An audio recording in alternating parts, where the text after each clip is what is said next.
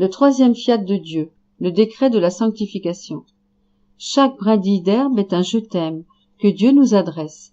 Chaque flocon de neige qui tombe, chaque goutte de rosée ou de pluie, chaque scintillement d'étoiles est un « je t'aime » du Créateur à ses créatures bien-aimées. Chaque gazouillis d'oiseaux, chaque vol de papillons, chaque lever de soleil, chaque frétillement de poissons, chaque bruissement de feuilles et chaque changement de contour des nuages est un « je t'aime » de l'Éternel. En somme, ce sont à tout instant des torrents de « je t'aime ». Il faudrait couvrir ses oreilles et ses yeux pour ne pas percevoir ces « je t'aime » venant de partout. Dieu est un mendiant d'amour, suppliant pour le plus petit merci. Une première période de temps, s'étendant d'Adam à Noé, se termina par une grande purification, le déluge. Aveuglément et volontairement, l'homme refusait d'aimer son Créateur. Il était urgent de nettoyer la terre de ses plantes empoisonnées, afin que de nouvelles pousses puissent venir et grandir plus sainement dans l'amour des créatures pour leur Créateur. Noé et 7 autres furent choisis parmi plusieurs. Dans les mains de Dieu, ils entamèrent la régénération de la race humaine. Une seconde période de temps prit fin, avec une autre grande purification.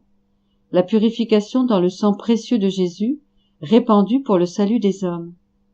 Le monde, devenu extrêmement méchant et pervers, fut lavé dans ce sang précieux. Alors commença une troisième période de temps, une ère de grâce qui donnera pour une multitude d'âmes des fruits en abondance, en particulier une grande connaissance et un grand amour de Dieu.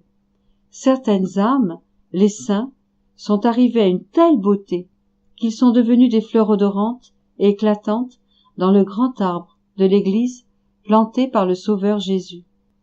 Cette troisième période de temps tire actuellement à sa fin.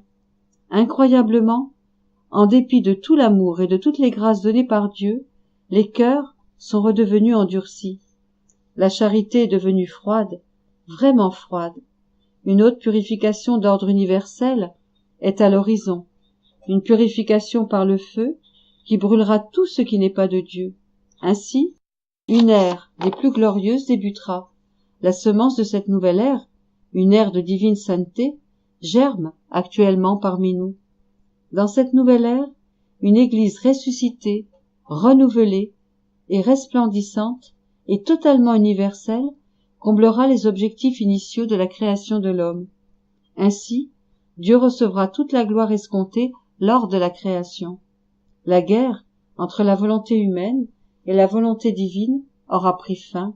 On peut croire que cette période finale, dans laquelle la volonté de Dieu sera faite sur la terre comme au ciel, sera plus courte que les 3 précédentes. Elle sera qualifiée de demi-temps. Dans le langage des Saintes Écritures, les périodes décrites ci-dessus devaient être un temps, des temps et un demi-temps, c'est-à-dire 3 temps et demi, où un temps correspond approximativement à 2000 ans d'histoire. On associe la création au Père, la rédemption au Fils et la sanctification au Saint-Esprit. À noter que cette sanctification ne produira pas chez les hommes une sainteté ordinaire, comme pour les âmes amenées par la grâce à faire des belles choses plaisant plus ou moins à Dieu. Non, cette nouvelle sanctification sera l'accomplissement de l'objectif premier de la création de l'homme. Celui-ci, recevant en cadeau la sainteté divine, la pleine vie divine, comme Adam et Ève au début. Dans la majorité des cas, ce seront des âmes toutes petites et inconnues. Ces âmes, cachées et inconnues du monde, comme la jeune Vierge de Nazareth, seront des merveilles, enchantant leur Créateur et toute la cour céleste par des actes faits dans et par la divine volonté. Nous pourrions parler longuement sur ce sujet, car il comporte une grande quantité de merveilles concernant le troisième fiat de Dieu. Concluons plutôt avec une invitation à entrer dans le royaume de la divine volonté. Les connaissances concernant ce royaume sont abondamment développées dans les 36 tomes du livre intitulé Livre du ciel, écrit par la mystique Luisa Picaretta. Amen, et merci Seigneur.